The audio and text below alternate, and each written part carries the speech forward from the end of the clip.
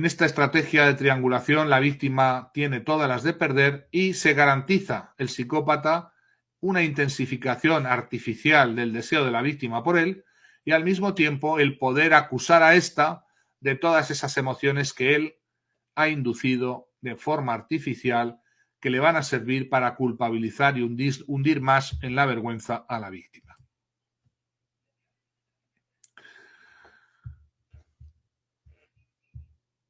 Una de las estrategias de manipulación más utilizadas, y en este sentido yo la denomino tantas veces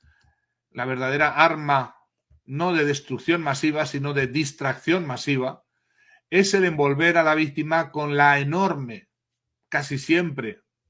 enorme capacidad verbal, más bien la enorme verborrea de que disponen los psicópatas integrados y los narcisistas a la hora de envolver sus hechos, sus mentiras, sus fraudes, sus traiciones con palabrería. Hábiles manipuladores de las palabras atontan a las víctimas con un lenguaje muy profuso, muy prolijo, muy abundante, que no termina de concretar nada, que propone muchas cosas pero no concluye nada de ninguna de ellas, con el que van a envolver y literalmente hacer entrar en un trance de confusión, de atolondramiento, de paralización a sus víctimas, envolviéndolas con todas esas palabras vanas con las que van a producir en ellas sensaciones de desrealización, de irrealidad, de alienación, cuando no, llevarlas a una pura disociación.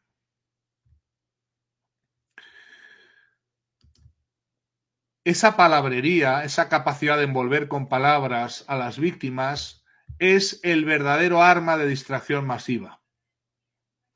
Es el modo por el cual tantas veces los psicópatas se salen con la suya cuando son acorralados, arrinconados por los hechos que las víctimas reclaman como verdaderos y reales, y que ellos encuentran muy fácil el distorsionar la realidad, dar un relato alternativo, modificar la percepción de las víctimas, darles la vuelta, literalmente, a todas esas percepciones y, dando la vuelta a la tortilla, salir triunfantes en esa estrategia de distracción masiva y, por tanto, hacer que las víctimas nunca puedan acorralar con los hechos, con los actos, con las realidades, exigiendo cuentas de todas esas cosas a los psicópatas y, por tanto, mantenerse, lamentablemente, el proceso de victimización más allá de lo que debería mantenerse. Si eres víctima de esta verborrea, de este envolvimiento con palabrería vana, vas a darte cuenta de que no hay forma de rematar, de concluir ninguna conversación, de hacerle reconocer nada, mucho menos sus actos, ni la responsabilidad por esos actos, y que en su siempre formidable capacidad de verborrea encuentran nuevos modos y maneras de darle la vuelta a lo que tú dices, de coger el rábano por las hojas, de invertir causa y efecto y causa, de colocarse sistemáticamente como golpe maestro supremo, como víctimas de sus víctimas. Y esto produce una desazón, un desconcierto, una confusión y sobre todo una gran disonancia cognitiva en las víctimas. Toda esa formidable capacidad de verborrea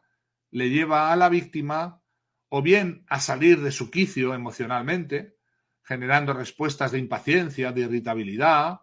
o incluso agresiones verbales. Tan grande es la frustración que pueden llegar a generar ante un personaje que está tranquilo, sereno, no se altera, envuelve con palabras sus mentiras, sus peores traiciones y parece no tremolar, no afectarse en absoluto cuando se le confronta con los hechos más flagrantes, más terribles que han dañado a la persona que le está exigiendo esas cuentas. Fijaos cómo la estabilidad, el equilibrio presunto de un psicópata frente a su víctima garantiza que la mayor probabilidad sea que la que salga de su estado de tranquilidad y se altere y se irrite y se enfade y se cabree y se encabrone sea la víctima, consiguiendo el psicópata hacerse pasar por víctima de su víctima mucho más fácilmente. ¿Qué os quiero contar con todo este desarrollo que he realizado en estos 70 minutos? Que las víctimas de estos procesos de manipulación tienen todas las de perder. Sobre todo porque no conocen los modos y maneras que sistemáticamente los manipuladores utilizan, muy especialmente psicópatas integrados y narcisistas,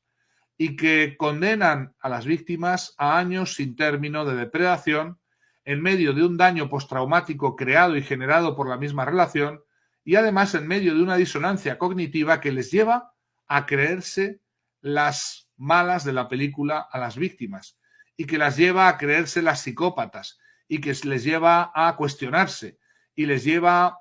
a identificarse con emociones tóxicas que les avergüenzan, que les duelen tener, pero que les han sido generadas por la propia manipulación de estos personajes. La buena noticia que traemos en este canal es explicaros cómo estos mecanismos de manipulación pueden ser identificados a tiempo. En mi opinión, deberían ser objeto de una formación sistemática entre los jóvenes para que estos aprendan a no dejarse arrastrar por todos estos viejos mecanismos de uso y abuso de víctimas de repetición que los psicópatas integrados y los narcisistas utilizan. Todavía estamos muy lejos en nuestro mundo,